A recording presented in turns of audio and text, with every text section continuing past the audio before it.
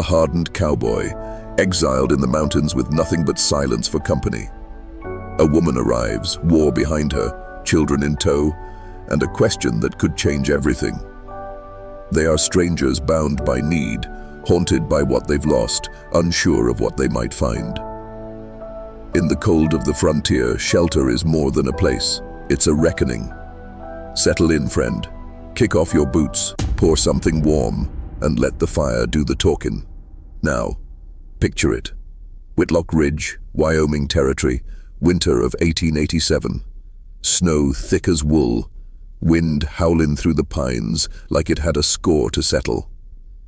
But before that, long before horses and rifles, before God-fearing folks carved towns from dust, these hills stood quiet, watching the centuries drift by.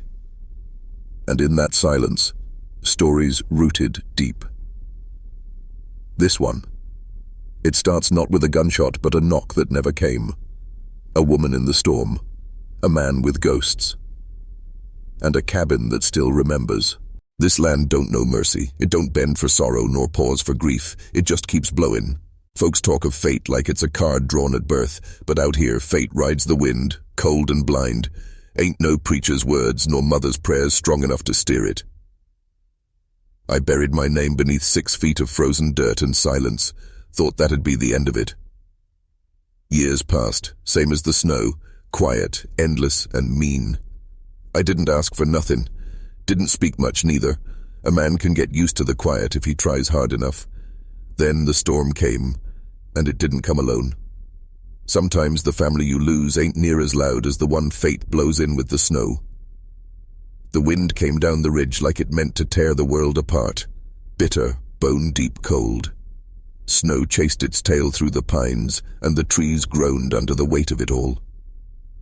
He moved through it slow, methodical, like a man whose body remembered purpose, even if his soul had forgotten why. A worn coat pulled tight across his frame, gloves blackened with wood pitch, boots caked in frozen mud. He split logs in silence, stacking them with care beside the crooked doorway of the cabin.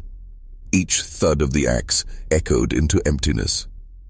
Inside, the fire crackled low, stubborn against the draft that whistled through the chinks in the log walls. He added a fresh log and watched the sparks rise before settling onto the stool with a grunt. His breath smoked in the cold room. He didn't bother lighting a lantern. The fire was enough, and more light only meant more shadows. A dog lay by the hearth, old grey around the muzzle, its ribs like cordwood under the skin. It raised its head when he sat, then laid it back down. No bark, no welcome, just understanding. They'd been here together a long time. On the shelf above the hearth sat a line of letters, tied in string, never opened. The top one had a child's scrawl. On the outside, bent at the corners, worn thin from being handled but never read. He looked at them, but his hand didn't move. Instead, he rose and poured coffee into a tin mug. It steamed faintly. He drank in silence, eyes on the window where the wind pushed against the frost. Out back, a small wooden cross stood in the snow. Just one. No name carved into it, just the mark of someone who couldn't bear to say it out loud. The days were quiet. Too quiet. Not peaceful, just still. The kind of still that comes after everything's already gone. He didn't cry. That was long gone from him. But sometimes when the wind caught just right and the dog shifted in its sleep, he'd pause mid-motion as if listening, like he expected someone to knock. The storm didn't come down the mountain, it fell. By sundown, the sky had turned the color of lead. Wind screamed down through the trees, ripping snow loose from the branches, driving it sideways like shards of glass. The kind of weather that made animals go quiet and made men pray, even the ones who'd long since stopped believing. He'd just stoked the fire when the first crack echoed through the trees, like a rifle shot, but longer, deeper. A pine snapping under the weight. He moved to the window, pulled back the burlap curtain. White. Nothing but white. Then he saw it. Movement. Barely a shape. At first he thought it was a deer staggering through the drifts, but deer didn't fall to their knees like that. He grabbed the Henry rifle, shoved on his coat. No sense in dying with your boots warm. Outside, the cold hit like a hammer. Wind clawed at his face, tore at his breath. Snow stung his eyes as he moved fast but sure-footed down the slope. There, by the edge of the tree line, a woman near collapsed, her dress soaked and stiff with ice. In her arms, a child. Another clung to her side, face half buried in a ragged coat. He stopped, just for a second. Something old and rusted inside him stirred, a memory maybe, or a wound that hadn't scabbed right. The woman looked up, eyes wild with fear. "Please," she rasped, voice near swallowed by the wind. "They're freezing." No questions, not yet. Just motion. He took the child from her arms, light, far too light, and turned back toward the cabin. The girl stumbled after. The woman followed, limping, her shawl flapping like torn sailcloth. Back inside, the warmth hit like a second shock. He kicked the door shut with his heel, bolted it. Snow melted off his coat in heavy clumps. He set the boy down near the fire, wrapped him in a wool blanket. The girl didn't speak, just stared, trembling, as steam curled from her soaked braids. The woman dropped to her knees. Her hands shook as she reached toward the flames, lips blue, breath ragged. He said nothing, just watched, then turned and ladled stew from the pot into a tin bowl, setting it in front of her. She looked up at him like she was still expecting to be turned out. He didn't meet her gaze. Didn't ask why. Didn't ask how. Storm like that didn't care about reasons, and neither did he. He just turned back to the fire and added another log. The door held against the wind, though it creaked like it might give up the fight. Inside, the storm's voice was muffled, distant, but not gone. The cold lingered in the corners of the cabin like a ghost that knew it still belonged. He moved with slow care, kneeling by the fire to dry out the boy's coat. The little one, no more than 5 or 6, hadn't spoken since they'd come in. His lips were chapped, his cheeks pale. He sat wrapped in the thick wool blanket, eyes heavy but still watchful, like an animal unsure if it had landed in safety or walked into another kind of trap. The girl, older maybe 10, stood stiff near the hearth. Her hair had frozen in places where it dripped from her braids and her boots were soaked through. She didn't speak either, just stared at the man like she was learning the edges of something dangerous. Rose. Not fear, exactly. Just caution. The woman sat where she'd collapsed, back against the wall, breathing slow and shallow. Her face was cut by the cold, cheeks raw, nose nearly frostbit. She hadn't taken her shawl off yet, like she didn't quite believe she was allowed to rest. He poured water into a kettle, set it near the fire. The silence pressed in around them, heavy with things none of them said. He didn't ask her name. Not yet. He ladled stew into 3 tin bowls and passed them over without a word. She whispered thanks. Her voice had softened some, but the edges were still cracked. They ate slow, the children with hunger, the woman with restraint. She watched him the whole time. Not in fear, but with questions, unspoken ones. When the boy nodded off beside the fire, the girl tucked the blanket tighter around him. Still, she kept stealing glances at the man, watching what he did, how he moved. He broke the quiet first. "You from town?" he asked, voice low, scraping like stone on stone. She shook her head. "Past it. Last week, maybe." Kept moving. He nodded. Didn't press. After a pause, she said, "My name's Eliza." He glanced at her, said nothing. She gestured toward the girl. "That's Clara, my daughter." Then to the boy, "Tommy." She didn't offer a last name, and he didn't ask for one. The fire snapped sharply, making them all flinch a little. "Storm wasn't meant to catch us," she said quietly. "We had shelter in mind, just got turned around." He knew what that meant. Folks on the run always had plans. Trouble just ran faster. The kettle whistled. He poured hot water into a chipped tin cup, added a pinch of dried herbs, passed it to her without a word. She sipped, let out a breath that wasn't quite relief. "Thank you," she said finally. He stood by the fire, arms crossed, the flames licking his boots in shadow. "Didn't do it for thanks." She looked at him, but didn't press further. The dog lifted its head from its place by the fire, sniffed at the newcomers, then settled again. Even it knew not to ask questions in this house. The wind screamed again outside, but it didn't reach them here. Inside the cabin, warmth bloomed slow. Not comfort, not yet. Just the beginning of something trying to survive. The snow kept falling for days. It stacked on the roof, drifted high against the cabin walls, buried the trail that led down to the valley. There was no talk of leaving, no point in it. The storm had made prisoners of them all, though no one dared call it that out loud. He worked the woodpile with steady hands, chopping through the silence like a man splitting more than kindling. Out back, he fed the stock, checked the traps, always returning with that same quiet, cold-eyed stare. Inside, the children's voices began to fill the cabin, soft at first, uncertain. Clara hummed when she brushed her hair. Tommy started to follow the dog around, mimicking its low growls and earning patient glances from the old mutt. Eliza mended clothes by the window, hands nimble despite the rawness of her knuckles. She never asked for help, never offered more than was needed, but she watched the man when she thought he wasn't looking. At night, they shared the table, 4 bowls, 1 lantern. Clara drew pictures on scraps of kindling with charcoal from the stove. She slid one across the table to him, 3 stick figures beneath a crooked roof. One had a long hat. He looked at it a moment too long before sliding it under the edge of his plate. "Suppose that's me," he said. She nodded, smiled. He didn't. The boy called him Mr., quiet and respectful, but with the assumption that he'd always been there. That made it worse somehow. Eliza asked small things, where the well was, how long the path stayed blocked when the spring came, but never too much, not about him.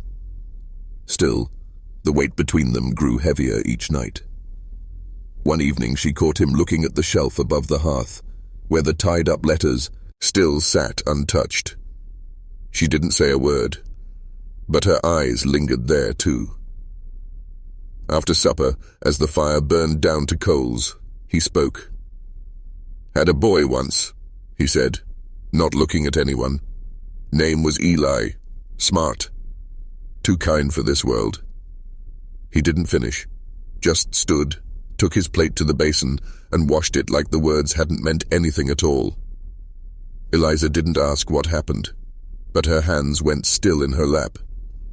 The silence around the table that night wasn't empty. It was full, heavy with the things they didn't say and the people who didn't sit with them anymore. The wind howled against the walls like it remembered all their names. He lit a second lantern and left it burning low through the night, a quiet gesture, a small defiance against the dark. The storm broke on a Wednesday. Not all at once.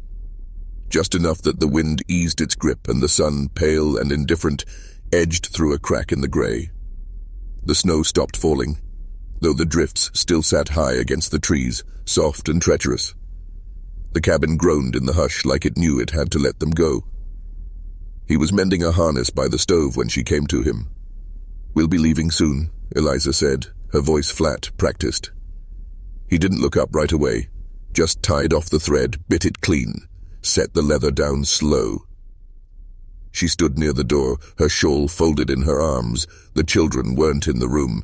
He could hear their laughter faint through the wall, Tommy's boots thudding against the floorboards overhead, Clara humming some song she'd likely half made up.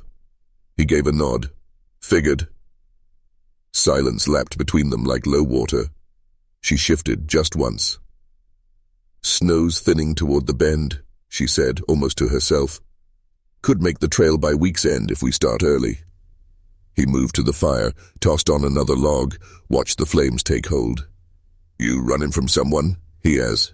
Aunt Eliza's mouth tightened, but she didn't flinch. "Not anymore," she said. The log cracked in the heat. He stood there, watching it burn, jaw set tight. That night he stood outside their door after the house had gone still. The lantern in the main room burned low. Through the thin wood he could hear Eliza breathing steady, the creak of the cot as one of the children turned in sleep. He didn't knock, didn't move. Inside his chest, something wrestled with itself. Not love, not the sweet kind anyway. It was older than that, heavier. In the morning, he didn't say anything until after breakfast. He set a worn map on the table, smoothed the corners with rough hands. "Spring'll come late this year," he said. "Mountain'll hold snow through April. Travel slow, dangerous." Eliza looked at the map, then at him. "We've managed worse." He nodded. "Sure." He tapped the map with a calloused finger.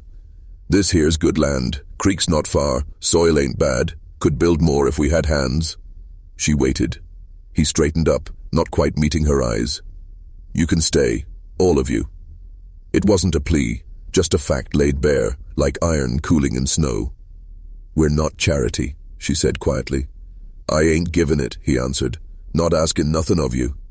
She looked at him a long time, like she was weighing something too heavy for words. Outside, the thaw had begun, drip by slow drip. Inside, she said nothing, but she didn't pack. The town lay crouched in the valley like a dog left too long in the cold, sullen, quiet, and mean when stirred. They rode in slow, the sun high and dust curling under their horses' steps. The man led, as he always did, broad-shouldered and straight in the saddle. Eliza rode just behind him, shawl tied close around her, eyes sweeping the storefronts with a quiet steel. Clara and Tommy shared a mule, the girl holding the reins and her brother clinging tight, face half buried in her coat. Every eye turned as they passed, not all bold enough to stare, but none willing to look away. Curtains twitched, boot scuffed against boards, and men leaned slower in their chairs on the porch of the mercantile. He didn't speak, didn't glance left or right.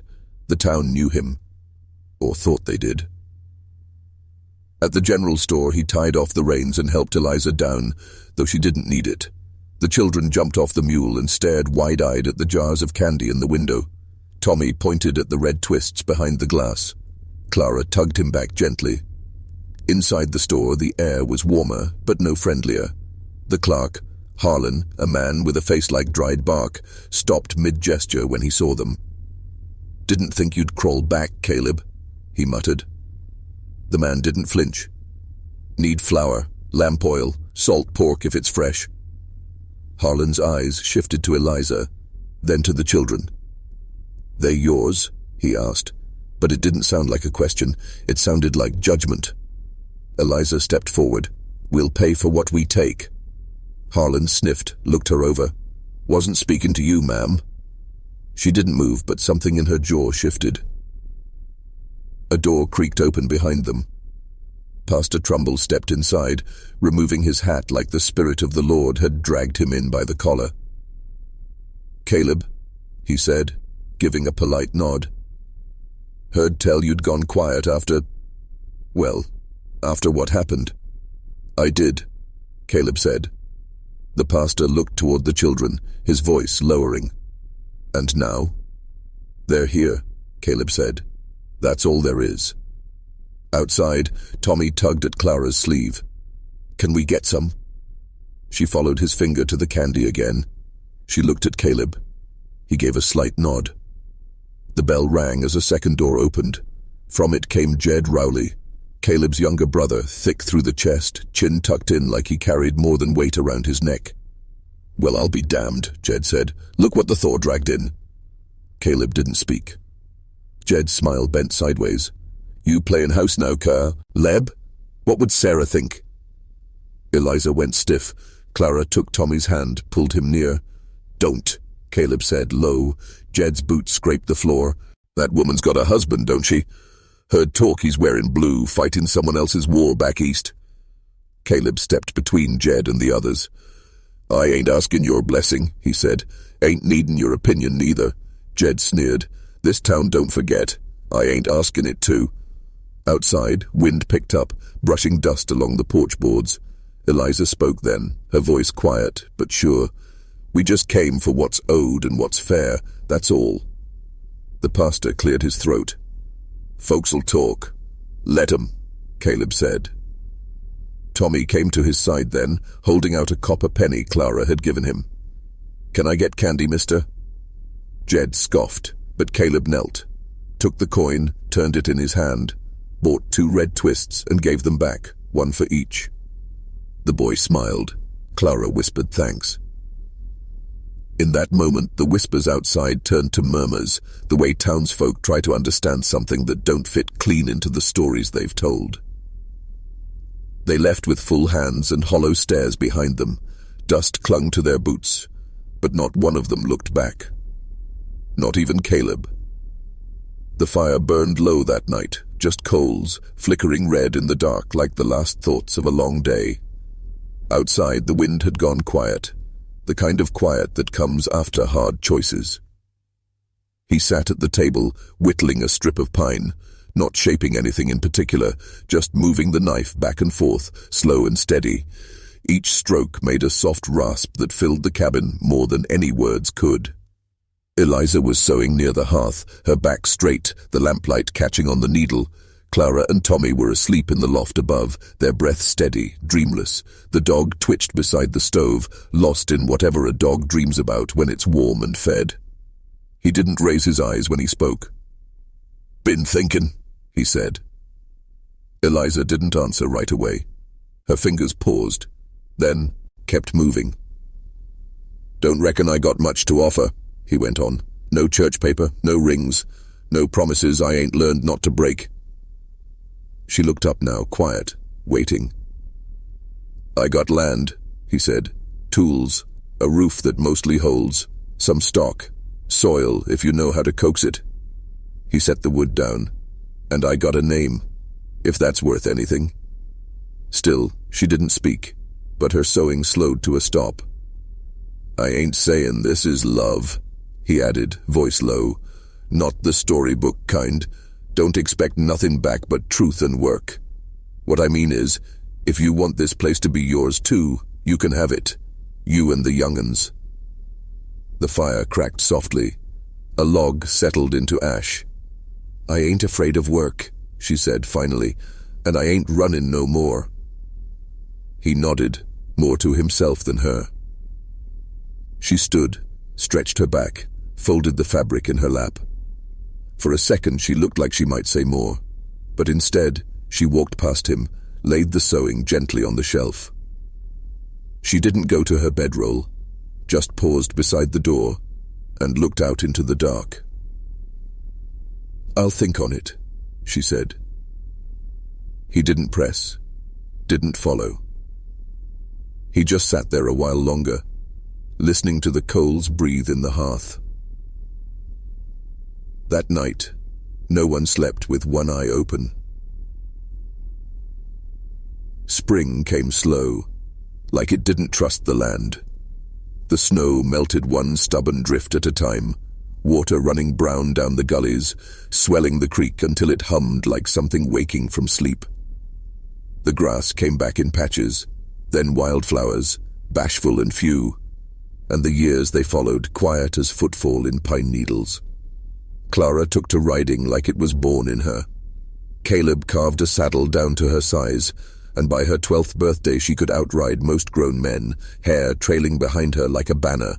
She whooped when the wind caught her just right. It was the first time he'd heard her laugh, like she wasn't holding anything back. Tommy, smaller and softer, turned inward toward tools. He'd watch Caleb fix harness buckles or oil the hinges of the barn, then go copy it with scraps and bent nails. Built a gate latch once from nothing but wire and old hinge pieces. It worked better than the one before. Caleb didn't say much, but the way he handed Tommy his own little toolbox said what words couldn't. The cabin changed. Walls thickened, windows were added, logs replaced. Eliza whitewashed the inside one summer, said it helped the light feel cleaner. Caleb built her a root cellar out back, and together they planted rows of beans, corn, and potatoes. They worked shoulder to shoulder, their silence no longer guarded, just comfortable. Evenings settled like old blankets. After supper they sat by the fire, Eliza sometimes mending, sometimes reading scripture aloud. The children would curl up with books or chores of their own. Caleb didn't speak much still, but he listened. Always listened. One autumn, Eliza laid a hand on Caleb's arm while passing him a cup of coffee. It was nothing, a simple thing, but his hand didn't pull away. They never talked about that winter she arrived. Not straight, anyhow, but every now and again he'd find Clara drawing pictures in the dust on the windowsill. One looked like the cabin, 2 trees beside it, and stick figures, 4 of them, holding hands. She didn't say it was them, didn't need to. A man came once, asking questions, wore a badge with the shine rubbed off and a squint like he didn't trust much, said he was tracking a deserter. Eliza didn't flinch. Caleb gave the man hard eyes and no answers. When he left, Eliza sat on the porch rail and stared toward the ridge for a long time. Then she went inside, rolled up her sleeves, and started supper. A year later they had a photograph taken in town, black and white, all of them standing stiff, half blinked against the sun. Caleb in his Sunday shirt, Eliza in her shawl, Clara already taller than her mother, Tommy smiling too big to be told otherwise. That same summer, they carved a name, me in the beam above the cabin door, just a single word, Whitlock. No fanfare, no announcement, but it stayed there, sun-bleached and weather-toughened like it had always belonged. Life didn't soften them, but it settled in. And it was enough. Maybe more than enough.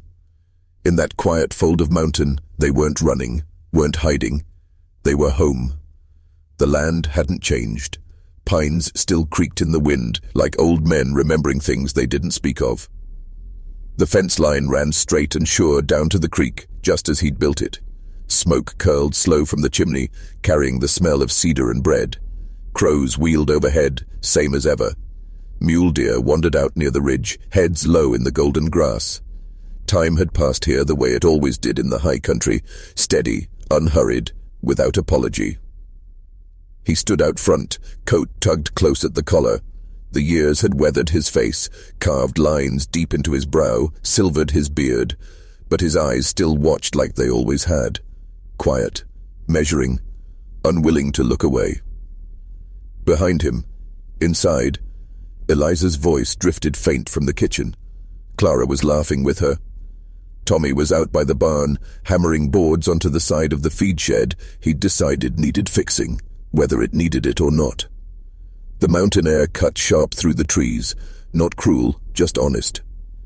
Caleb glanced up at the ridge, a place he used to climb, alone, a place he once stood and looked down on everything he didn't think he deserved, that cold day when the storm brought more than just snow, when a knock never came, just that woman, near frozen, with 2 children and too much silence in her eyes. He thought he was rescuing them from the storm, but it turned out they'd rescued him.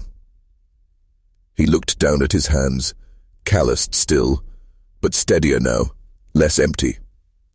The wind came again, not wild this time, not sharp, just a breeze rolling through the trees, rustling the dried leaves.